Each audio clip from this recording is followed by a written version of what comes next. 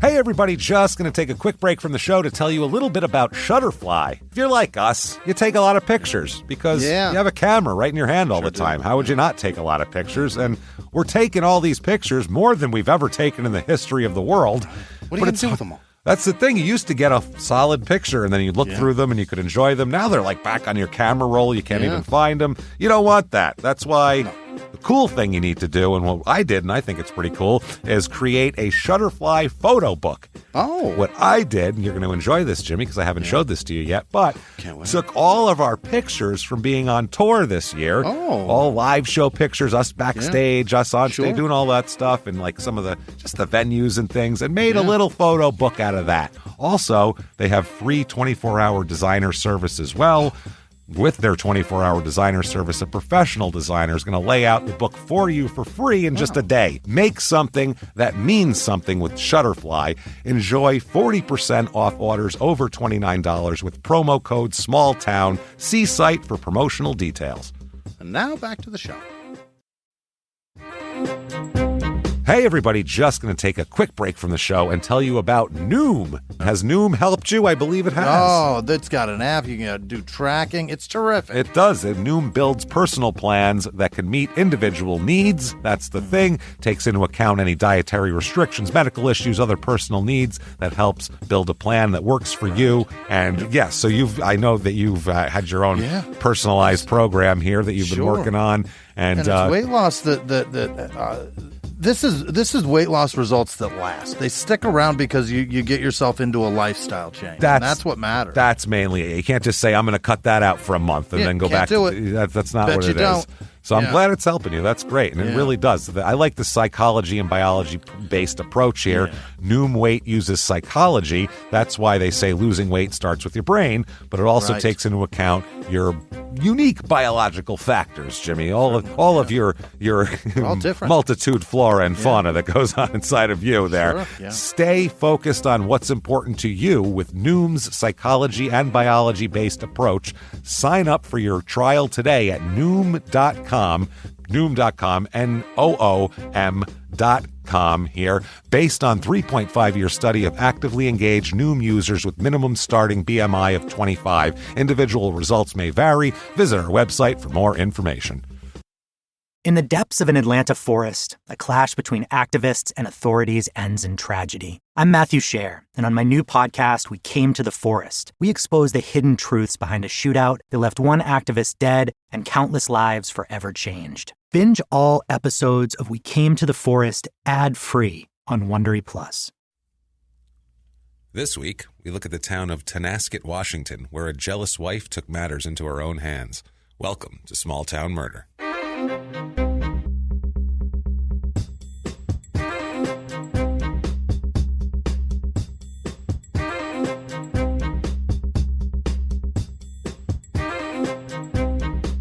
Hello, everybody. Welcome back to Small Town Murder. Yay! Oh, yay. My name is James Pietragallo. I'm here with my co-host. I'm Jimmy Whisman. We could not be more excited, as usual, to be here with you folks today. We're always excited for this. Of course. How can you not be? This is the best thing ever. We have murder on the docket. That's always a good thing. Well, not for people who have been murdered, but for people who are interested in hearing about murder. Yes. Just want to first off, they're in the right place. Want to thank everyone for their iTunes reviews this week.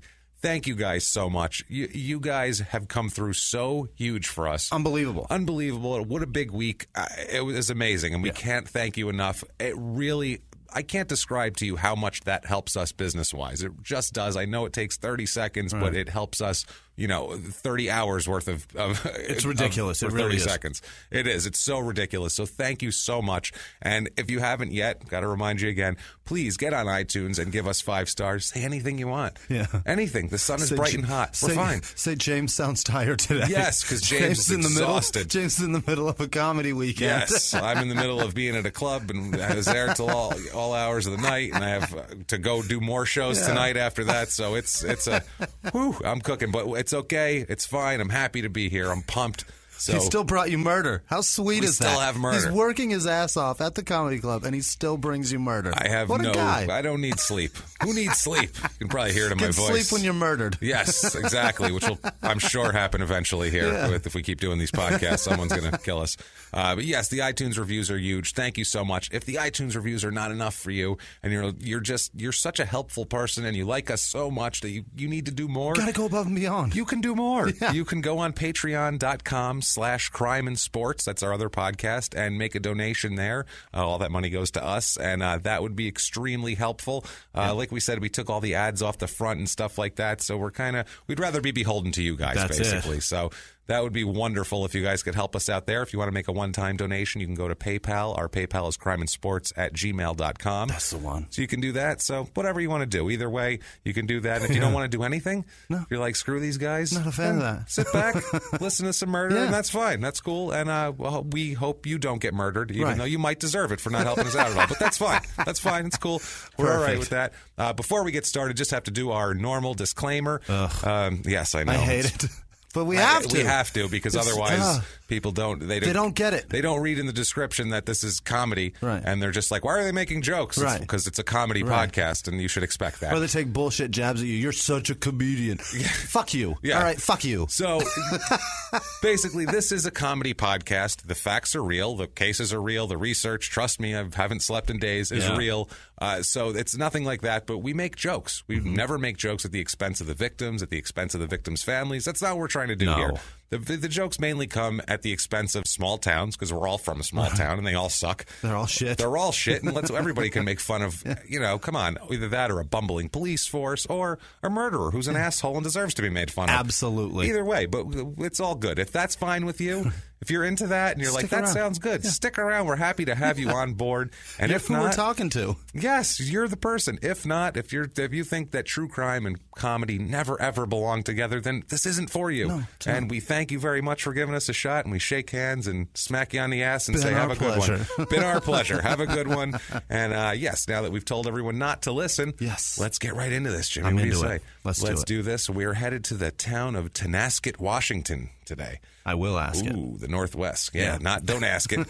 Don't ask it. Don't tell it, Washington. Right. Tonasket, Washington. I'm sure I'm pronouncing that wrong, because I've never pronounced anything right in my entire life. So last week, those are my favorite tweets, though. Last week, the town was El Dorado. Yeah. It's spelled like El Dorado. There's a goddamn car called an El Dorado that's spelled like that. They're like, actually, it's El Dorado. No, it's not. It's El Dorado, because you spelled it like that. Sorry. Put a Y in it if you want us to say it like that. You can't name your town an established word and then pronounce it different and get mad at me for not knowing it. You can't do that. I'm sorry. We live in Pahonix, Arizona. That's what I mean. Yes.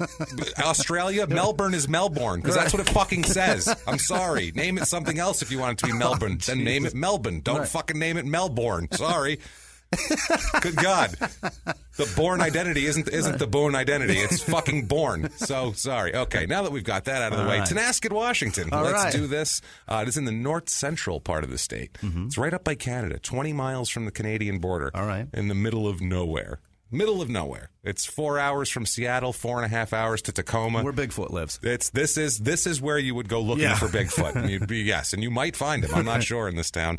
You will at least find a couple of assholes, because we're going to talk about them, and a horrible murderer. Actually, 4 horrible murderers. Jesus, really? We have a. This is a multi this week. Oh yeah, this is a twisted little story we have. But Tonasket, it's in Okanagan County, which is a hell of a name for a county. But it's close to Canada. That makes sense. It's a Native American word, so I don't know what it means. Same it's not thing. Like they didn't make that up anyway. Canadians, Native Americans, same people. Absolutely not. Their origin is right in the name. Is that not the same people? Discovered oil everywhere. Yes, they would fall over Florida, as Jimmy knows. Zip code here is 98855, area code 509. It's a very small town. It's 0.80 square miles. Oh, goodness. It's a very small town, really tiny. It's basically started because the Northwest, obviously we're not going to have history back to, 1645 or anything, like if we're doing a Massachusetts town or something like that. Really, people didn't start moving there outside of the natives that lived there to begin with, obviously, till the late 1800s, right around turn of the century, with 1900. They actually had a post office in 1901. Oh. They got their first post office. That's something. Yeah. The place was platted in 1910, which means they mapped it out and drew out lots and, that whole thing. They, whatever. I don't know what the hell you... Surveyed it. Surveyed. There you go. All platted is the official term, apparently. Gotcha. It's officially incorporated in 1927. Okay. It's named after Chief Tonasket of the Okanagan tribe. Okay. So that's so they got some history in the natives there. Yeah, so that's good. At least they honored who was there. They didn't just kick them out and call it this is Brown. This is now Williamsburg. Yeah, because I am William. Exactly. That's better. This is Elder and Rito, and we're going to call it Elder Rito, but we're going to pronounce it El Dorado and spell it El Dorado. It's not that anyway.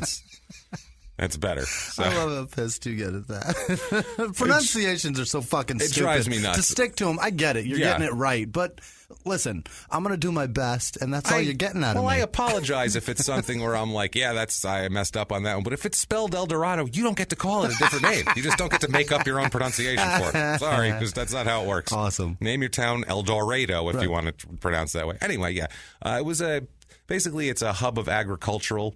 A lot of forestry because it's in Washington in the middle of nowhere. There's trees fucking everywhere. Yes. Like even up till now, it's the location of 3 major fruit storage and processing facilities. Oh, really? So that's what it seems like if you live there, you could work at the fruit processing and storage plant and probably be killing it and probably be crushing it. Yeah. Maybe not though, as we'll get into the economics of this area. I don't think anyone's killing it that much here. They're at least killing 4 people. That's it. Yeah, it's located on a river. It's the Okanagan River there, and so it's where towns come from. They're always on rivers, or if there's oil there. Yeah, there's got to be oil or water source. Absolutely, oil to sell and buy water, or water there just to harvest. Definitely. Now there's some. People stayed there, which is the weird thing. There's like generations of people. They go there. They don't want to leave there. They like it there, which is, I guess, good. Or it's a historic thing with their tribe that they're like, it means something to them. You know what I mean? Just like being in that piece of land. Yeah. I mean, even the white people that go there stay really? there. They just stick around. Yeah. Like, we're your people now. Absolutely. Population of this town right now is 1,016. Now. 1,000 people in a square mile. 1,016. That's all they got. In a square mile. Not much going on. And it's been pretty much the same. I mean, in 1950, it had 957 people. Okay. So that tells you they got 50 people in 50 years. That's it. They're averaging a person a year. That's amazing. One person per year. Not bad, guys. Not bad. You're really reeling them in. Yeah. Good job, Tonasket. This is actually up 20% since 2000, which isn't that much because there's no people nobody there. So that's not easy. A lot. Yeah, it's the population's a little odd in the terms of the male-female breakdown. Yeah, it's 58.5% female. Wow, that is way above. It's normally like 51%. Yeah. That's the highest we've seen either direction. Yeah, that's true. That's weird. Like, great to be a single dude there. Yeah, are people going out like fur trapping and getting killed in the woods by Bigfoot? Is it all Bigfoot hunters? What's going on? Something there's in the water that creates a lot of female babies. Just a shitload of X chromosomes? Yeah. Like, I don't understand it. What is going on here? Lots of fucking, what is that shit that women have? Estrogen, I think, is what you're going for. Oil, Jimmy. It's what oil. What is that shit that women have? Wow. That shit that women have. God, that sounded so arrogant and dumb. That's a medical term, actually. Jimmy looked it up in a medical book, and it said the shit they have. Yeah, New England Journal of Medicine, I believe. So it was I read an article recently about that shit that women have. And I think they called it estrogen in the end. I think that was the thing. Jesus. Oh, that's beautiful. I'm so dumb. No, that's not dumb. That's ignorant, but not dumb. I think there's a big difference. Now, married population. And then I said that sounds arrogant. Yes. I meant to say ignorant. It's okay, maybe you are dumb. Fine. All right, Jimmy, you're dumb. Fine. You win. I give up. I make a solid case for my stupidity. I surrender. I surrender. That's perfect, man. All right, go on. The married population here is way lower than normal. There's a lot of things kind of out of whack in the population. You find this a lot with the smaller town. If it's just a little wave of some marriage or non-marriage, and the numbers are all skewed because there's not enough people. Right. So there's only 36% are married. It's 51% is the average nationally. So if you were a dude there and you got 58% women, you don't want to get married either. There's women everywhere. There's women everywhere, and there isn't enough. It's not even enough for everybody to get married either. Singles, so obviously single people are over 63%, which is a lot. The now married population is only 34%, which is awesome. Very low. Yeah, never married is actually lower. So there's a lot of divorced people. Okay. And a lot of the divorce rate's there's twice as many divorced as average. Okay. And widows, there is about 4 times the average of widows here. Whoa. Yeah, a lot of a lot of females. Maybe that's what it is. We'll get into this, into the age breakdown, but that's, older females. Females tend to outlive their husbands, so that's what you end up with here. There you go. So with the marriage numbers being lower, married with children, married with no children, all those numbers are much lower, all that sort of thing. The age here, the median age is 46.7, which is about 10 years older than the national average. And when you look at the age breakdowns, the 0 to 4-year-old child age group is about average, and then every single age group until you get to 55 to 59 is under average. Wow. Is below average. So there's a bunch of old people. It's a bunch of old people. All higher after that. Twice the amount of people 75 to 84 years old. 3 times the amount of 85 and older. Holy shit. So now we're kind of seeing why there's less married people and more widows and more females and all that sort of thing. People. It's all skewing very, very old. They better be careful. They're going to kill this town. This town could die very easily. I swear. What do you like to say? One surprise or a cheeseburger, dead. The whole fucking town. I don't know if it's that or just anything. One flu outbreak. Or one, hey, strep throat's going around. Right. All the old ladies Grandma are going to die. sneezes in a canasta and everybody's dead. Everybody's dead. Yeah, they all hole up in their cabins, afraid of disease and Bigfoot and who knows what else is lurking out there. It's craziness. So the racial breakdown here, 75% white, which it's about 13% more than the average. 0.76% black, so not a lot of black people there. It's 12% is the average, which doesn't surprise me in this town, to be honest with you. 0.42% Asians, that is well below the 5% average. It's Hispanic, 13%. That's almost there. That's pretty impressive. It is. I don't know what. Maybe they know about fruit. I don't know. That's not racist. That's literally. I don't know why else anybody would be there unless they're like they have a particular predilection toward caring for stored fruit. I have no idea what they're doing there. Or they're harvesting it or something. That's a huge agricultural thing with the Spanish culture. Is forestry. They're so good at it. It's true. They can dominated the industry. True. They can grow some shit. Good for you guys. They make avocados better than everybody else. I'll tell you that right now. True, man. It's true. The religious breakdown here, only about 33% of the people consider themselves religious, which is lower than the 50% average. It's a few Catholics. I assume that's the Hispanics that are there with that are the Catholics. Otherwise spread around different forms of Christianity. 0.0% Jewish, 0.0% Muslim, as is per usual in these towns. Jesus. So we know there'll be violence. Yes. 42% Democrats and 54% Republican in this small town, which is Washington State's a very democratic state, but I guess this small town. Small towns tend to skew to the Republican skew a little side, right usually, unless they're that's just a little skew too, because being in Washington, that's 10 people too. Right. 20 more people are this, and it skews and it goes the whole the other thing. way. Right. Yeah, absolutely. Now the economy in this place could you do a little better? We'll say 37% of the people make under $15,000 a year. My goodness, 37%. But there's a lot of old people, and there's that's a lot of old income people. shit. Yeah, that's 3 times the average, which they have, higher the average old people, which is fine. But then when you get into this, 77% of the people make less than $35,000 a year. My goodness, that's not just old. That's mixing those together is 90%. That's so bad. No, that's included. The 37 is included in the 37. Okay, all right. So 77% total make less than $35,000 a year. That's crazy. That is remarkable. 1.2% make between $100,000 and $150,000, and 1.5% make over $200,000. That's how do they even distribute that kind of money? How do they even generate that much? Only 6% of the people there make over $75,000 a year. That's crazy. 6%. So it's a very kind of economically depressed area. It seems like that's the most have and have-nots that I've ever heard of. It is. It really is. There's just no haves. No. There's like two halves. Yeah, there's a couple of people that haves and everybody else has not. They own the fruit processing plant, and then everyone else works there. I feel like, and the unemployment rate there is average. I mean, there's nothing. It's a little under 6%. It's very normal, so that's nothing there is abnormal. When we get into the income, the median household income here is $19,722. That's crazy. Yeah, I don't know how you live off that. Way below the $53,482 average in the United States. That sounds a little more doable. That's a little better. Yeah, that's much better here. The jobs here, way less, about a third of the like management and finance type jobs there. A lot of healthcare support, about 5 times the average, which you would expect with all those old people. Yeah. You're going to need a lot of old, healthcare practitioners and support. Firefighters and law enforcement, 0.0%. That's nice for the town. Now they use the county services, I'm sure. Else, more food prep than normal, that sort of thing. Production, transportation, material moving is high. Farming and fishing and forestry is high. Okay. So it's a rural area. It's not a place where you're going to be like, I'm going to go get my master's degree and move there and be a part of that big new tech company. Boom. Yeah, that's not. That's not going to happen. Happening. No. The cost of living here, as we do, is 100 being the average for cost of living. Here we have, it's about average. The overall is 92.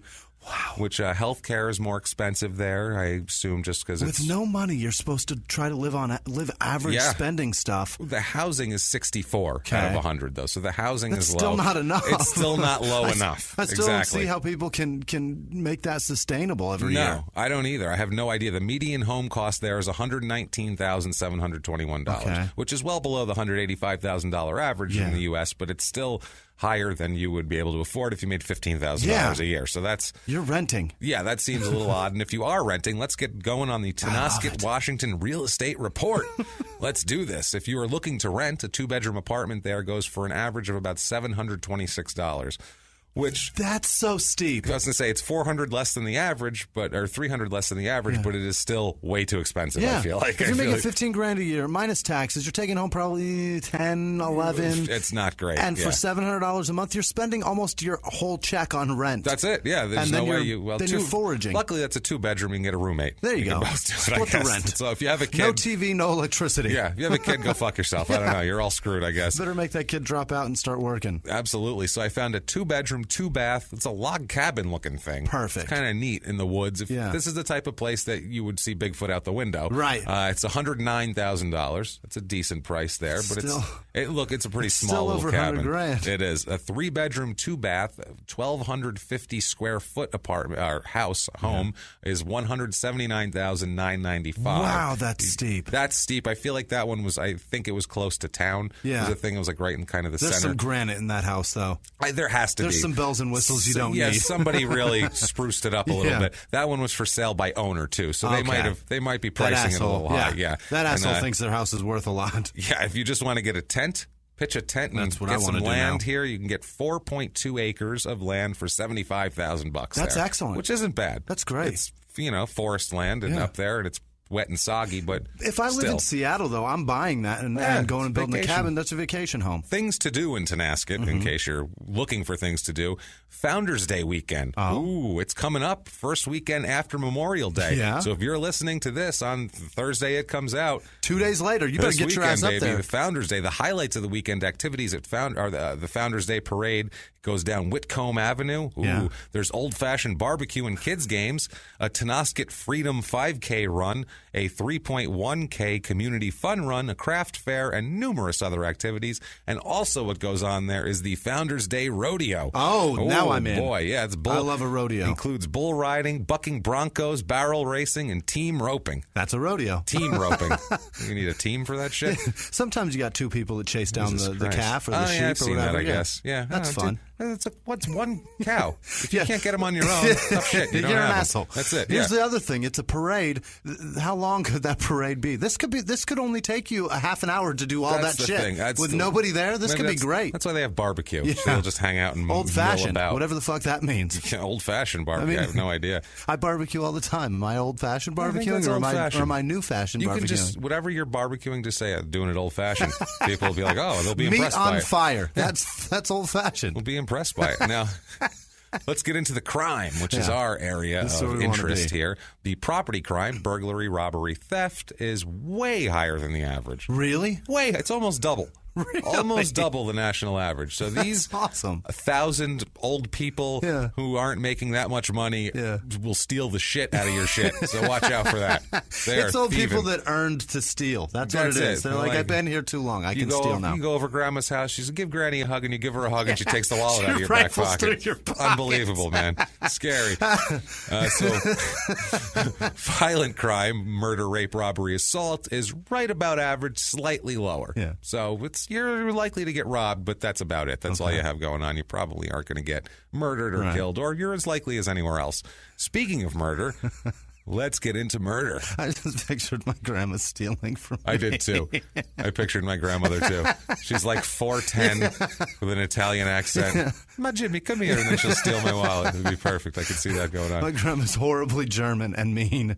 Oh, wow. And she would probably punch me as she stole it. Oh, man. I'm sure of it. That's not nice. Assault and theft. So. Oh, well, that's good. So she'd go into the violent crime too. And then, so that would explain why that's okay. I get you.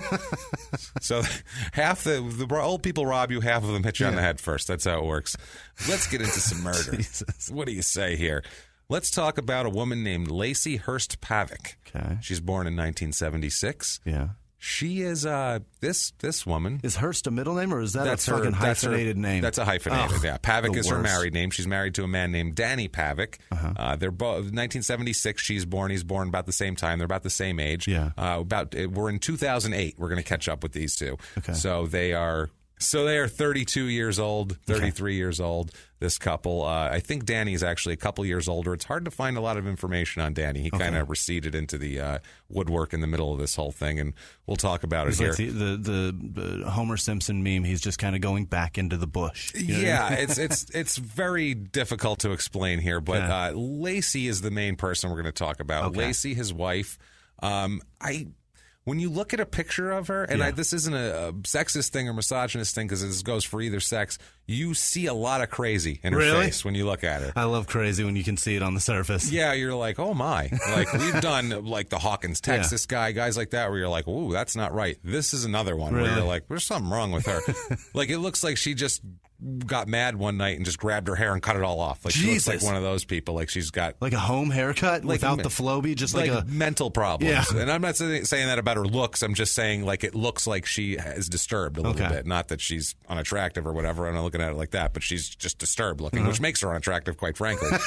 If I'm fear for my life around you, that was a fun little journey. Unattractive. I did. I had. You just ran around the ugly tree, and then you tagged it. Yeah, she's ugly. Yeah, she is. But that's not the. But it's not why. That's not what I'm getting at. I'm more concerned with the crazy. I don't give a shit what people look like. So, by late 2008, things in the marriage aren't going so well between Danny and Lacey. Okay. Lacey, by the way, she's just living the life. She's living in Tonasket. Yeah. She's married to this Danny Pavick. She's got a home haircut looking thing. She works at an auto rental place. Oh, she makes about $17,000 a year. Yeah, Sunrise Chevrolet auto place, and she's just renting cars. And it's not her life doesn't seem terrific, but maybe she was happy. You know, you never know. You never know. You never know. Her happiness would wane, though, when her husband here, problems arise in the marriage, and Danny Pavick, her husband, begins an affair in late 2008. Found a lady that found a hair salon. Yes, and I believe the thing that really angered Lacey was who he was having an affair with. Oh, shit. He's having an affair with a younger woman. Yep. She's 25 years old. Oh, God. Very pretty. Yep. Very pretty 25-year-old girl. That'll do it. Yeah, Lacey is not thrilled about this at all. Anybody wouldn't be thrilled with someone having an affair. My wife is banging a 25-year-old strapping stud. I'm going to be furious. That's not going to help. No. Yeah, you'd rather it be somebody lumpy and that sort of thing. But this girl, this woman, Michelle Lee Kitterman is her name, the 25-year-old that she's... But on the opposite end, real quick, I dated a girl who I broke up with, and then she started dating a fat older guy, and that drove me equally insane. Really? Like there's something that like I broke up with her. Some rage issues, I feel like. I broke up with her, but I was kind of hoping that we would get back together, and then I saw her dating. What the hell did you break up with her for then? She pissed in my bed, and a lot. On purpose? No, because she was just a drunk, and she always drank. All right. Well, I think drinking is the root problem there. Not she pissed in my bed. Listen, She's so drunk she pissed in my bed. She was tolerable enough to put her to bed when she was drunk, but then when I woke up... But when I wake up and there's piss all over my bed, now we've got a problem. And that just happened too many times. So we broke up, and then she started dating this fat old man, and I was just like, what the fuck kind of guy am I that's what she goes to after me? In all the years that I've spoken to other men, which is years and years and years, and we've talked to you, people talk, I got divorced, I broke up with my girlfriend. I've never heard that reason before. I gotta say, I was genuinely surprised. You could have said anything, and I wouldn't have been surprised. But the fact that you're like, man, she kept pissing in my bed. I was like, huh? How old was this girl you were dating? She's 6 and having. What are you doing, Jimmy? We got man, pause she was 24. here. And we got to talk. Wow, 23. I don't know. She was in her 20s. Either way, she wasn't potty trained apparently, so that's a problem. She dated a fat 40-something man, and I felt like a piece of shit for tossing this pig out. Well, she had to find someone who had rubber sheets, and maybe he did. That's probably what it is. Yeah, I found my soulmate. She got in, had an accident, and he was like, don't worry about it. See rubber sheets. And she was like, that's it. He woke up and was like, was it you or me? We'll never know. Who cares? Let's just roll in it. So Michelle Lee Kitterman is our 25-year-old girl that Danny Pavic is having an affair with. Yeah. Michelle works as a bartender and kind of just odd jobs, waitress and this and that. She's a young girl in a small town that doesn't have a lot of work. Yeah. So she's just trying to piece something together as far as a living goes. She has a young son. Okay. So she's trying to do what it takes to make ends meet. And she meets Danny, and they start getting friendly, and they have an affair. Yeah. And eventually, in late 2008, the end of December, right around Christmas, as a matter of fact, Merry Christmas, Lacey. Lacey finds out not only that Danny is having an affair with this Michelle Lee Kitterman, but that Michelle Lee Kitterman is pregnant. Oh, shit. Yes. That's not good. Not terrific. No. Let's just say that Lacey is not thrilled with the outcome of this scenario. I'm sure of it. She's pissed. Yeah. She wants Danny to make her get an abortion, first of all. That is her first thing. You can't do that. That's you can't make anyone get an abortion, first of all. But she wants that. I think is illegal. Yes, she wants this baby terminated. Okay. She said, "Do not let this girl have your baby." Right. But it's weird because like he had an affair. Right. There's like a period where Danny is like seeing, like living with Lacey and married, but seeing Michelle, and Lacey knows about it. Yeah. And he's like deciding what he's going to do, and like everybody's cool with this. Like they're not cool with it, obviously, as we'll find out. But there's 58% ladies in this town. Maybe they are cool with it. Maybe I don't know. Just like, listen, I've got one. Slim pickings. Got one on the hook. I don't know what it is, but it's that. I mean, this must have been torturous, by the way, for Lacey. I can't imagine. I mean, let's be honest here. Let's from a human standpoint, to have your partners having an affair and then get someone pregnant, and then they're not even telling you what they're going to do. Right. They got no plan. Like that. Just flying by the seat of my pants in this one horse town. That's it. That's all I'm doing. Like, I get that. Yeah. I get the frustration here, and I understand what what the problem was. And I understand where her mental breakdown is. Problem is, most people deal with it. Right. And they move on. And Lacey goes and gives herself another haircut. Exactly. You give yourself another haircut, you get some Prozac, you smoke a joint, you have a glass of wine, you figure it out. Right. You know what I mean? You don't... You can't go off the reservation. Sounds like a great day. It really does. Now, Michelle also had other problems. Mm-hmm. She had some issues, like a lot of people in this area, and it's stereotypical, but it's true. There's a lot of meth in this town. Oh, great. This is a methy town. This is a rural northwest town. Yeah. There's some meth there. It's just, that's all there is. And we live in Arizona. If you go outside of the city and go find some small town, it's packed with meth. Shit, yeah, go to Kingman, enjoy. That's how you forget that you live in that shit town. Yes, that's the thing. What else can you do? Deal. So she begins to do some meth right around a little before that. In 2006, 2007, she's dabbling and it's starting to get out of control. Oh, boy. Right around this time, too. No word on whether Danny does this or not. We don't know that, which would also make sense if he was... That's a big pull away from your family, from everything, would be drugs. So not sure about that. But they're they're having an affair. She's using meth. The whole thing is getting a little untenable. After a little bit, toward the beginning of 2009, Lacey begins to make worse comments. She's starting to act erratic all over the place, Lacey. She's, like I said, her job at Sunrise Chevrolet, she's getting poor performance, like sit-downs or talking to her, telling her your job performance is suffering. It's fucking bleeding into her profession. She can't, you can see it in her hair. She can't, she's wearing it on her hair instead of her sleeve. It's written like... You can see. It's written like the New York Knicks in 92, right? Exactly, right on Anthony Mason's head. So...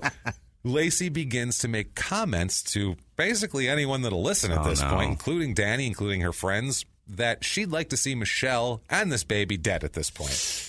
Which is you can't do that. No, this is what I mean where you go home, you smoke a joint, you have a glass of wine, and grab also a Prozac, too, chill the fuck out. Don't say shit like that, because if those people end up missing, guess what? You're the number one suspect. Even if you did it or not. That's the thing. This is a girl who does a lot of meth. She might get killed anyway or might be dead anyway. There's a lot of people in the United States prison systems that are innocent. They just fucking did something dumb that put them or said something that was incriminating. And that happens a lot. You need to be careful. Don't say dumb shit. No. So Lacey begins to actually seek out how to do this. Yeah. She actually thinks she's actually thinking, how can I get rid of this girl? Oh, no. Like, that's the state of mind she's in. So did she start Googling shit? No. She found a friend of hers through a friend of a friend thing, a meth dealer, a woman named Tansy Mathis. Who was the most unreliable people on earth. Well, yeah, but if you want somebody dead for cheap. That's a good one to find, yeah. Meth will do it. You want a chainsaw for cheap or a dead body for cheap? Those are the people you find. Well, Tansy, like I said, is a known meth dealer. Mm-hmm. She's got a lot of connections with a lot of scumbags because she's a meth dealer, and she can get people to help her to do things because she's a meth dealer, and she can pay them in meth, and God knows what else. So she told her, "You want a body to disappear? That'll be $17. $17.50. I'm driving a bargain." So Lacey begins meeting with Tansy. They meet in Spokane at a diner. They meet at a place in Tonasket. They meet in between. They meet like 4 times to talk about this and to haggle over price. And at first, Tansy said this is going to be expensive. Yeah, it's going to be like $5,000 a piece. I mean, $5,000 to kill somebody. Wow. I mean, this is you're killing someone. What are you doing here? Mm-hmm. By like the 4th meeting, I don't know if the meth supplies were low or whatever. Tansy agrees to accept $500. That's meth math. You'll kill a pregnant girl for $500. Yeah. That's the anti-meth commercial, by the way. Don't show people's faces and I don't want to see the teeth. I don't want to see the pock marks. You will kill a pregnant girl for $500. Do you understand that? Would you do that now? No. Do meth for a couple of years and you will. You will. End of story. Be like, oh shit. I'm never touching that shit. Absolutely not. So I'm blown away by that. So what Tansy does is she goes around and recruits a little crew here. Yeah. She gets together a hit squad. So she's gonna have to break up $500 between people. I think this is going to go to each, and we have different. There was prices set out, but they were also negotiated. We'll get into this in a second. But the people she got were also awful. A guy named David Eugene Richards, who looks like Dog the Bounty Hunter's little brother. He looks like a scumbag. There's scabs all over his face. He's very methy. Feathers in his hair, but it's not style. It's just because he murdered a bird in the afternoon. Yes, exactly. But Eugene here, David Eugene Roberts, is he's like an enforcer type. Okay. Basically, he'll go out and beat people up for meth. That's his like. If $13. If you need money collected, you go get the money from that guy, and he'll go take an ice pick. Oh, goodness. And go threaten people with an ice pick and get the money out, and then Tansy will give him meth. That's how a terrifying it works. Instrument. Yeah, and this guy looks like that's what he does. Really? Everyone looks exactly like what they are in this fucking thing.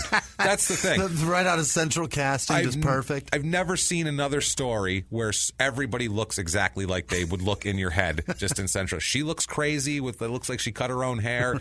Danny looks like a scumbag asshole who's cheating on his wife, knocking up younger girls. All the meth people look like meth people. It's perfect. It's exactly what you want. It's a small town with meth. It's the stereotypical everything. It's amazing. Angry spouse. Sometimes stereotypes are true. It's true. So we also find he brings in David Eugene Richards' roommate at the time here, a guy named Brent Hollywood Phillips. Oh, boy. They call him Hollywood Phillips not because he's like, he wasn't like, it's a reverse nickname? He wasn't like a movie star when he was a child. He wasn't like on a sitcom or something. He owns a pair of sunglasses? Is that what it is? He grew up outside of Los Angeles. Literally, that's why they call him Hollywood.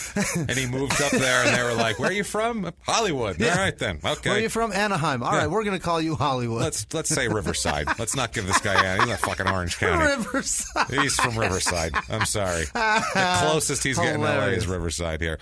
So he comes up here. He moves in with he moved to Washington to move to Spokane with his girlfriend. Does landscaping and construction and typical shit that people who do meth like to do, because it's transient. You can not show up to this job and go get another one the next day. There you go. It's one of those here, because in 2008, right before this whole thing, he started really getting heavy into the meth too. Perfect. He's into meth big time, this guy.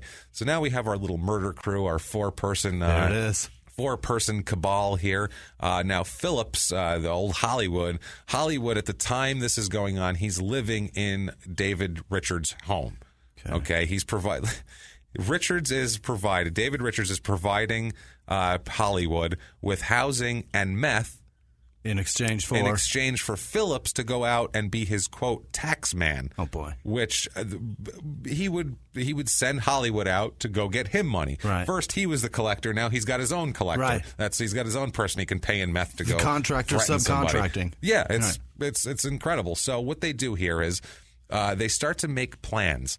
It's a plan in February. They're going to do this. They're going to take her out. They go to acquire a gun, and something falls through, and they're meth heads. So, I mean, plans can change, let's just say, when meth is involved. This would be a great movie. A great comedy that's just like bumbling, you know what I mean? Where people don't Idiots, die. Yeah. It's not funny at all in a minute, but it's, up till now, hilarious, until we get to the horrible part of this now. There was a plot with a gun, like I said, that fell through. Right. There's a couple other things they were trying to do. Finally, Lacey's like, look, you fucking assholes. You gang that can't shoot straight or even get a gun to shoot in the first place. Here's what I need to do. Okay, I'm going to get you guys a car. Okay? I'm going to rent you a car from where I work. Oh, I'm going to get it. You guys take it and figure this out, and we'll do it from there. At least that way we have reliable transportation, because that was a problem before that, too. I mean, that's smart enough, but that's stupid. Go on. Very traceable back to the place you work. Right. That's probably not the best idea. Listen, you idiots, I'm going to do something equally dumb. You know what I mean? Like, that's what she just did. That's exactly what she did. It's insanity. So what ends up happening here is there is some... They make these plans, and then on March 1st of 2009... Michelle's body is found. Oh, God. They find her body in a driveway in the Pine Creek area just south of Tonasket. It's obvious that it was a homicide. Mm-hmm. This was not an accidental death, because let's get into exactly what happened here. What they did to do this. It's I don't even know how to explain. This is out there. She clearly stabbed herself 37 times with an ice pick. You are not far off, really? By the way. That's the sick part here. Leading up to this, too, like, Lacey wouldn't, and we'll get into the full details of this murder. Lacey would not give it up. Like, she was trying to get Michelle arrested. Mm-hmm. She's trying to get her arrested. She said she was apparently driving Danny's car at some point with Danny's permission, so Lacey called the cops on her. Like, to file like a stolen police report? Yes, to try to get her arrested. Right. She didn't want, obviously, Lacey didn't want Michelle around her kids. Also stupid, though. It's very stupid. She's leaving a trail. This whole thing is not well thought out by her part. She's leaving a trail and then hiring a bunch of guys people doing meth. Right. It's not a great... Just not a great plan. Nothing she does is a great plan. So back to her meeting with all these people and planning this thing. She's telling them she just wants him to go away. Yeah. She just wants Michelle to go away. She wants all this type of thing. At first, the thing started out with, let's beat her up and have her lose the baby. Okay. Like, the plan was like, let's throw a blanket over her and beat the shit out of her. Yeah. And beat the baby out of her, apparently. Let's bar of soap and socks her. Yeah, exactly. She's 11 weeks pregnant at this point. Oh, no. She's only 11 weeks pregnant, Michelle. So early. It's really early, and they're trying to... That's what they're trying to figure out. They're trying to unsurgically abort the child. Yeah, in a very, very violent way. Right. So then by late February, though, they just say... She says, no, let's get rid of her. She tells the meth people, Lacey tells Tansy, and then Tansy tells all the rest that Michelle is an informant. Okay. And that she is giving the police information about Tansy and all of their meth dealings. That's a good call. That's a clever ruse. She'll try anything. Yeah. She's stealing my truck. She's turning you in. She wasn't an informant at all, by the way. It comes out. Not at all. Of course not. No. So she rents, Lacey rents the group here a 2008 Chevy Trailblazer. This is the murder vehicle. Yeah. She did it with, like, she didn't even steal it. She filled out the paperwork and everything. Paid the money. Filled out the paperwork, did it all by the book, didn't want to get in trouble at work.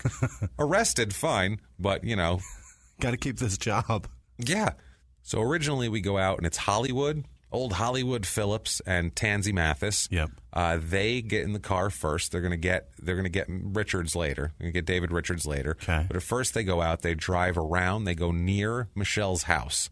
Michelle Kitterman's house, and Mathis tells Phillips didn't know much of what was going on here until that day, pretty much. But he's an idiot and a meth head, and he's like, sure, let's do it. How much could I can get money? Because he tells, she tells, and this is so funny, too, because Tansy tells them that there's going to be money, but she said there might be money if we do this. But she's a snitch anyway, so let's do this. Like, she's trying to scam it so she can keep all the money and not have to give it to anybody else. The whole thing is like...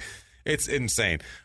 She tells them that it could be $1,000 just to rough somebody up, maybe $500, for anyone else who's there. And if they kill her, it could go up to $10,000. It could be a bonus. It could be a bonus. Oh, this is nice. Meanwhile, it is $500 for negotiated. That's all she's got. Absolutely. But anyway, Tansy takes Hollywood out in the Trailblazer and tells him, quote, "We're gonna tax a snitch."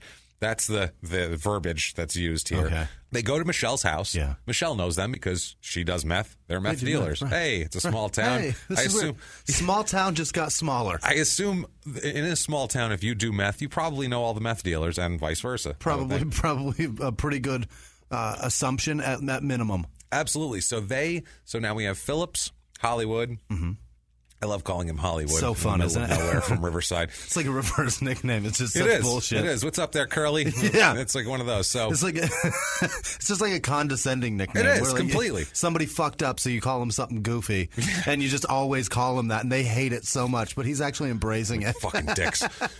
So they pick up Michelle, and they tell her, she doesn't want to leave at first, but they tell her, hey, come on, we have meth. You should come with us and hang out. And she's like, all right, sure. Yeah. So, you can get any meth head to go anywhere with you if you offer meth. So they are driving around. They drive to a location out on Stalder Road. It's in Republic, Washington out there. Okay. They stop because Michelle wants to smoke some meth.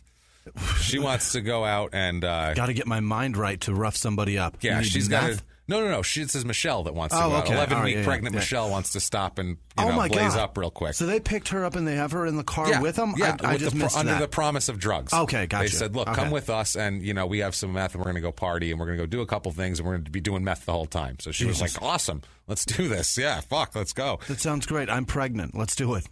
Yeah, it's insane. So they end up going to a casino with her. They take her to a casino. They end up coming back. They act like everything's fine. Take her to a casino. They stop on the side of the road on the way back again. This is the worst beating of all time. Like, you're taking her around to everywhere that's has the most people. Like, the casino, I imagine, is the most populated people place. Are going to see you. They're going to see you with that all person. People together. You're an idiot. They're not. This isn't the most well thought out shit. They were like, I think she likes the casino. Let's say we're going to the casino. There's so many mistakes being made. There's paperwork. There's not a paper that I want to trail. say perfect murder, but this is fucking horrible. It is sad when you see people not even be able to form thoughts enough to make a fucking coherent plan. So they go to the casino. They leave the casino. On the way back, they again stop so they can all smoke. Yep. At this point, out of nowhere, Phillips accuses Kitterman, Michelle, of being a snitch, and she has no idea what he's talking about. But instead, also begins beating the shit out of her. Really? Begins beating and choking her. Gets her on the ground where he's choking and beating her. Holy now, shit. This is obviously enough right here. Yeah. You know what I mean? She's a small girl. She's 25 years old. Right. This Riverside asshole Hollywood is, I'm going to call him Riverside from now on. He's pummeling her on the side of the road and choking her and trying to kill her. Right. I mean, that's what he's doing. While he's doing that, Tansy Mathis comes up and begins stabbing her, oh my God, Michelle, in the abdomen with an ice pick. Oh, fuck. Repeatedly. Yeah. Over 30 times. Oh, Jesus. Over 30 times. I nailed it. You nailed it. Good God. Absolutely just, just hacked her up. Hacked her to pieces with this ice pick, which is such a menacing instrument too. It's so scary. That's maybe the weapon I'm most scared of. That thing is so scary. And then after that, Tansy gives the ice pick to Riverside here, Phillips, and tells him to finish it like it's Mortal Kombat, and tosses. Get over here. Yeah, it tosses him the ice pick, and then he went and stabbed her, stabbed Michelle multiple times, and they left her on the side of the road and just drove off. She wasn't even dead yet. Wow. She was dying. They left her to bleed out on the side of the road. Horrible. Horrible. You can't get any worse than this, right? Now, as they leave, she's excited, Tansy, that she did this. So what does she do? She starts calling Lacey, which is wonderful for phone records because they're not thinking at all, these people. They think it's the 40s or something and there's no computers. So immediately after this, she's calling Lacey multiple times. They're talking back and forth. They end up bringing the Trailblazer back and trading out vehicles here. Give the Trailblazer back to Lacey after they went and cleaned it out, made sure there was nothing of Michelle's inside the Trailblazer, and then she, Lacey brought it back to work like it was nothing. Good grief. Right back to Sunrise Chevrolet. There you go. Like nothing happened. Okay. Come on down and rent a family wagon for your next excursion into fucking Washington. This is so terrible. This is so terrible. So she's not found till the next morning. So she sat. Who knows how long it took her to die out there too. I mean, that's an excruciatingly horrible death, and this poor woman, they find her on the side of the road the next morning in front of a driveway. Stab wounds, obviously the cause of death. Multiple, many ice pick wounds. So right away, police want to know who killed a 25-year-old pregnant girl with tons of stab wounds on the side of the road. And even left the them worst police force wants to know that. Yeah, they're curious. So let's just say this.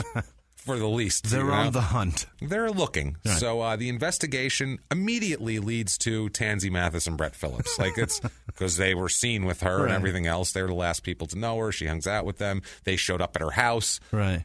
They did nothing to distance themselves. After that, they end up talking to David Richards, and he says that he did own an ice pick. That's true. Yeah. But it had been stolen by Phillips. He said Riverside, Hollywood stole my ice pick. So I don't know what he did with it. I don't know anything about the murder because I didn't know anything about it. Here's a question. Do you have an ice pick? I don't think I do. No. I owned one for a while that I had in my toolbox for like working on fucking cars and stuff. Yeah. I can tell you exactly where it is at all times. I don't think that I've ever seen more than that ice pick in my entire life, except for on TV. You don't just loan them out? No. You'd be like, hey, Jimmy. Hey, borrow this. Hey, next time we record, bring me that ice pick. I'm going to borrow it for a while. That is the most ridiculous thing I've ever heard. He stole it. How would you even notice that it was stolen? Now, the only thing that is of any kind of up in the air here, we're positive from all sorts of things and testimony that Richards knew what was going on. That's why he gave the ice pick. There is conflicting reports whether he was there or not. Okay. He says he wasn't, but Phillips later on will put him in. Really? Hollywood will say he was there, and fucking that might Riverside. be fucking Riverside's blowing the whole thing here. So this goes on. Finally, 3.5 weeks, this investigation goes on. Finally, March 25th, 2009, Tansy Mathis and Brett Phillips here, Hollywood, Riverside, are arrested. Okay. And the investigation continues, and they're looking to an additional suspect or more. Really? So they're looking at Tansy and they're looking at Hollywood, and they figure out Richards is involved. Yeah. David Richards. So they bring him in also. They talk to him. This all leads to March 31st, 2009. Okanagan County detectives arrest Lacey at her parents' home. She's not even near Danny at this point. At her parents' home for her involvement in the murder. Now, she had been a person of interest from the beginning. Okay. Once they started, they asked around, what's up?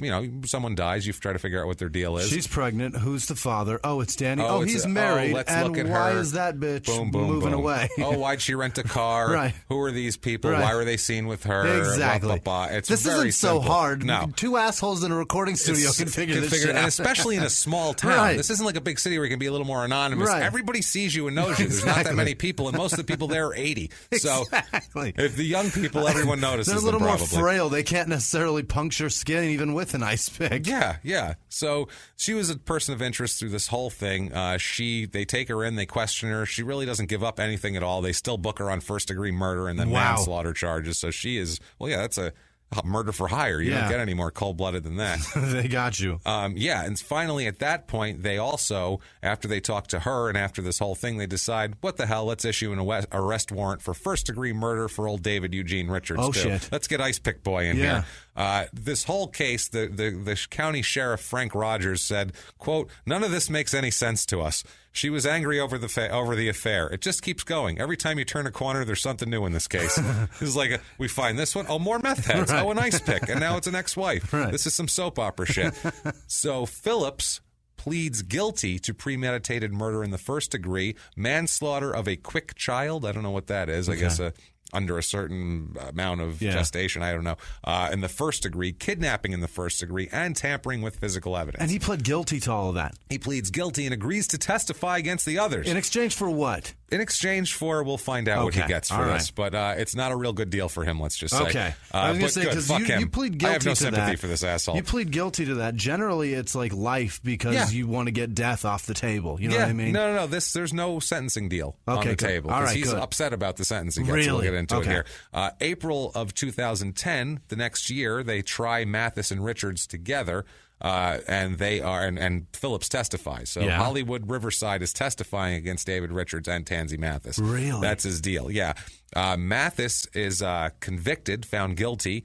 They're both convicted, Richards and Mathis. They are found guilty of, here's Mathis's charges: aggravated murder in the first degree, first-degree manslaughter of an unborn child, kidnapping in the first degree, tampering with physical evidence. He didn't even get a quick child. That was Mathis. That's Tansy Mathis. She's the woman meth dealer. So she didn't even get the quick child. She's getting straight-up manslaughter of an unborn child. She's getting that. And aggravated first degree. That's crazy. Yes, and Richards gets second-degree murder and manslaughter of an unborn child. Okay. Now, May 11th, 2010, Mathis and Richards get their sentencing for the whole thing here. They get their sentencing. Mathis, they bang Mathis hard. Old Tansy's not going to be doing any meth in a while. She gets, on count one, aggravated murder in the first degree, she gets a sentence of life in prison without the possibility of parole. So it doesn't even matter what else she gets. First-degree manslaughter of an unborn child, she gets a sentence of 78 to 102 months, plus an additional 24 months enhancement for possession of a deadly weapon. How fucked up is that? That's what they value somebody's child at, that they intend to keep. You know what I mean? Yeah. And she gets 78 to 100 months. Months. 100, that's not a lot. Hilarious. That's not a lot. Now, kidnapping in the first degree, she receives 51 to 68 months, plus another 24-month enhancement for the old ice pick there. You betcha. And finally, tampering with physical evidence, she received 1 year, which none of that shit matters because life without parole, go fuck yourself, Tansy. Now, Richards, Dog the Bounty Hunter's little brother, his second-degree murder, he receives 165 to 265 months. What? That's his sentence for that. That seems light. It's like, 12 years? Yeah. That seems 15 light. to 20 years. That's not bad. And for manslaughter of an unborn child, Richards gets 111 to 147 months, and both of these have a 24-month enhancement for the deadly weapon. Wow. So that's an extra 4 years on those. So he's going to be in for a while. He's gone. He's going to be in over. for a while. And Tansy's super over. Yeah. Now they get all this so they can get all the evidence so they can go after Lacey. Because that's the main one they really want is Lacey, because none of this would have happened without her. Right. So she's the one paying for it. That haircut's criminal. Ooh, it is criminal. November 1st, 2010, trial begins for Lacey. It does not go well, as you might imagine. Yeah. All this evidence comes in. Phillips testifies against her. That's got to be terrible. She paid us this. I mean, it's cut and dry. Yeah. I mean, there's evidence, the cell phone records. She rented the car they used. There is no getting out of this one. Right. So she is found guilty of all of these things, as we know, of a first-degree murder, you name it, the whole list. She basically had the same charges as Tansy, as Tansy Mathis. Yeah. So November 23rd, 2010 is her sentencing. Yeah. Let's find out what she gets here. There were some victim impact statements, too. Oh, no. That's the worst. There's some rough ones here. Those are so tough to sit through. Melinda Kitterman, who's Michelle's older sister, just said that... And this is all right before the judge puts down a sentence, right? This is before the sentencing. This is brutal. She says, this is tough. She says, quote, "I will be mourning the loss of my sister for the rest of my life. Nathan, Michelle's son, will never know how amazing and caring his mother was because of the viciousness of the defendant's actions. I will mourn the loss of myself. I was born on March 1st, 1978. My sister was beaten and stabbed to death on March 1st, 2009. I will never forgive the defendant for taking my sister from my family and me." That's brutal. On her birthday. That's tough. And then Michelle's mother, Tracy, also made a statement, and she said, quote, "Today I am joyous there is justice, but I also have a bleeding in my heart. For the families, Lacey, your daughter will grow up without you. I do not hate the Hearst family, and I pray that I can forgive you someday." Not bad. I mean, about her own daughter, she says, quote, "She could have made a career in modeling, but she chose to have her son and raise him instead. Michelle was a wonderful mother, and she was head over heels in love with her son," which is true, and she shouldn't have done meth, probably. That would have kept her out of all these people's fucking little orbit, but maybe not. She might have still had an affair with Danny. Modeling can be tough, too. No meth in modeling. She picked a couple of terrible things to be into, modeling and meth. That's fucking scary. Bad combination. Poor thing. Lacey is given an opportunity, obviously, to speak before sentencing like they do, so you can, try to mitigate it, say you're sorry, and try to show some remorse to maybe get something taken off. Beg, for fuck's sake. Scream. Throw yourself at the mercy of the court. "No thanks, I'm good." "No thanks, gotta go." No words. Gotta go cut my hair. Got a little thing going on here. I got a date with a Floby. Absolutely. So the judge says, quote, "I don't know what to say. I don't really understand any of this. As harsh as the sentences you received, it is nothing compared to the sentence you brought down on your family and the Kitterman family." And let's find out what that sentence was. Awesome. She gets a life sentence without possibility of parole for aggravated murder in the first degree, 126 months for aggravated manslaughter in the first degree. And, also, she's going to have to pay $13,992.50 to the Kitterman family for retribution. Also, $860.50 in court fees. Restitution she's got to make there. So that is brutal. So that's brutal. That's a tough sentence. They got everybody here. Yeah. I will say I like this. Now, Phillips sentenced later, because Phillips didn't get sentenced till after everything was done. Okay. So once Lacey is sentenced, then we get the Hollywood Riverside sentence. He is sentenced in a separate courtroom to 26 years in prison, which is what the state requested of the judge and to give for the plea agreement. So he gets 26 years. He was pissed.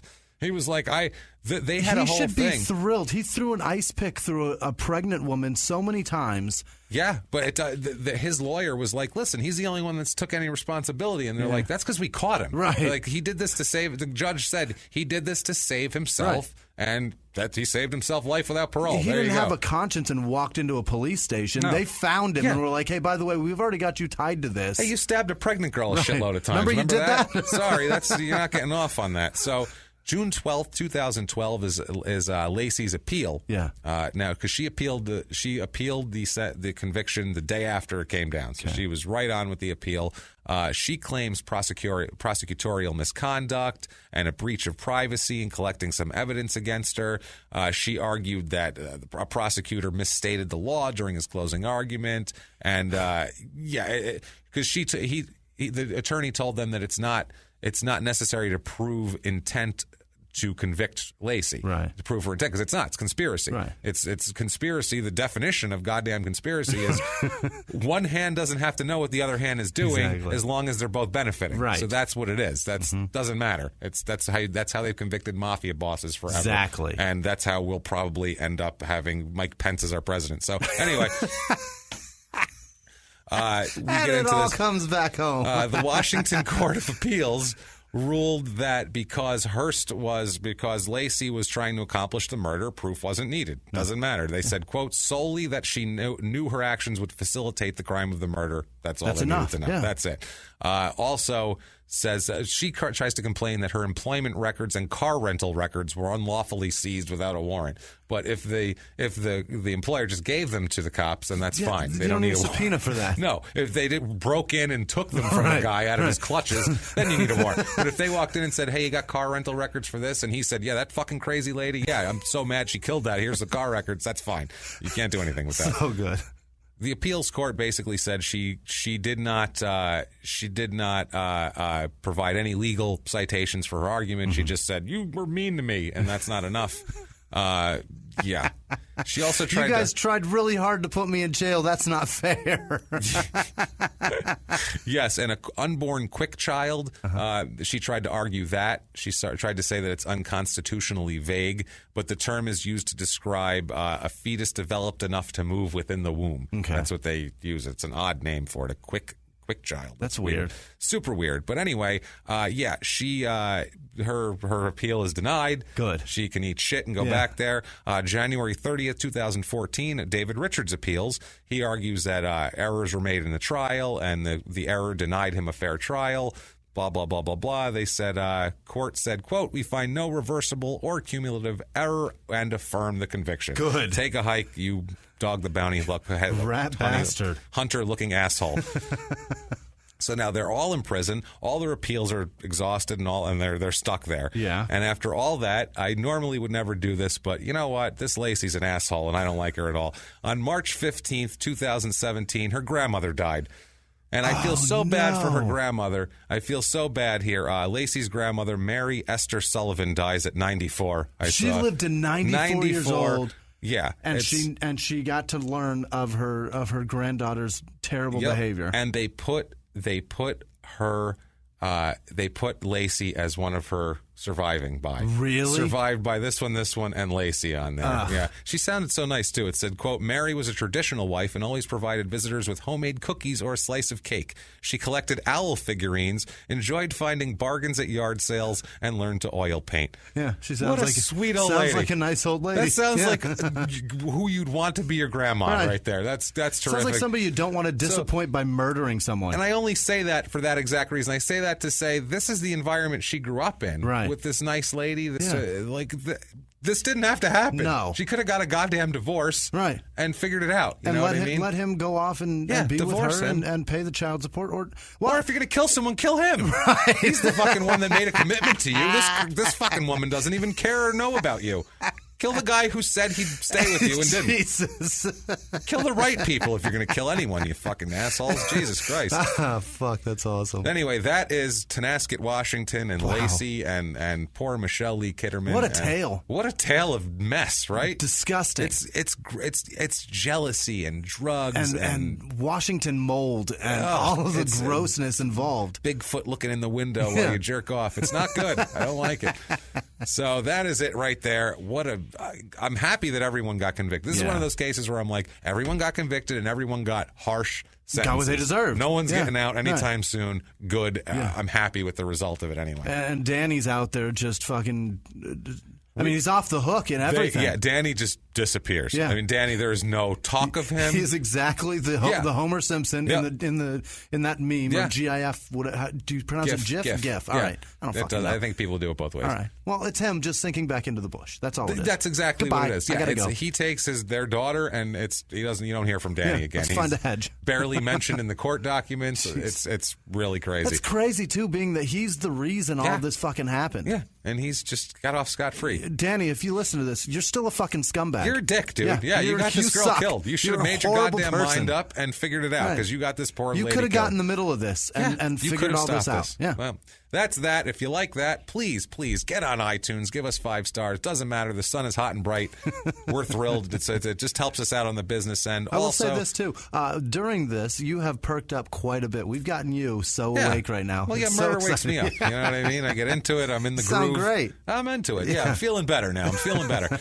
So, get on also, what did I say, iTunes reviews. Or we'll go, sorry. It's all good. Also, too, you can get on patreon.com/crimeinsports. You can make a donation. There are tons of cool rewards there, and God, that they're so appreciated.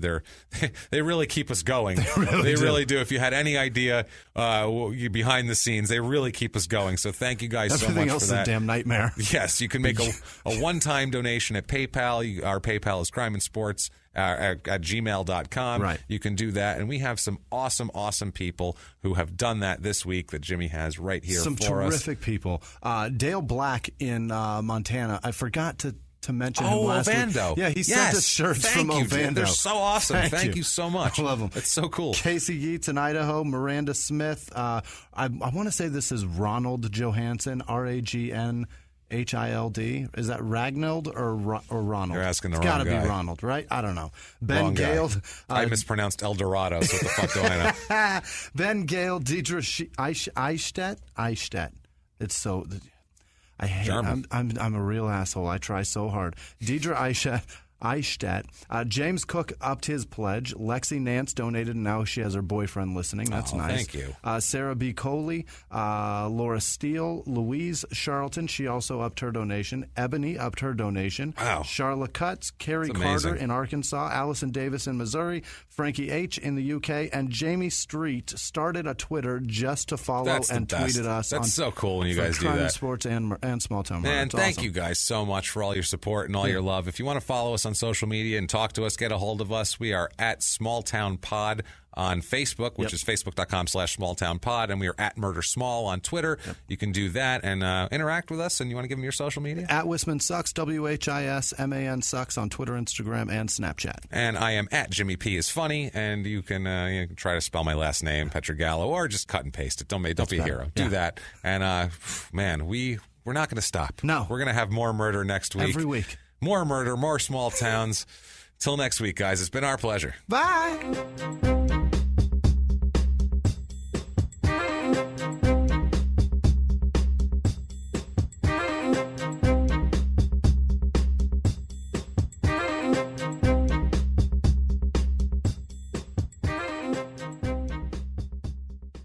If you like Small Town Murder, you can listen early and ad-free now by joining Wondery Plus in the Wondery app or on Apple Podcasts. Prime members can listen early and ad-free on Amazon Music. Before you go, tell us about yourself by filling out a short survey at Wondery.com/survey.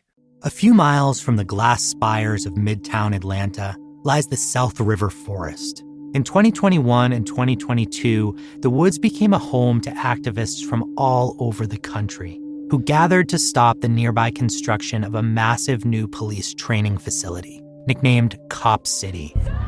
At approximately 9 o'clock this morning, as law enforcement was moving through various sectors of the property, an individual, without warning, shot a Georgia State Patrol trooper. This is We Came to the Forest, a story about resistance. The abolitionist mission isn't done until every prison is empty and shut down. Love and fellowship. It was probably the happiest I've ever been in my life. And the lengths we'll go to protect the things we hold closest to our hearts. Follow We Came to the Forest on the Wondery app or wherever you get your podcasts. You can binge all episodes of We Came to the Forest early and ad-free right now by joining Wondery Plus.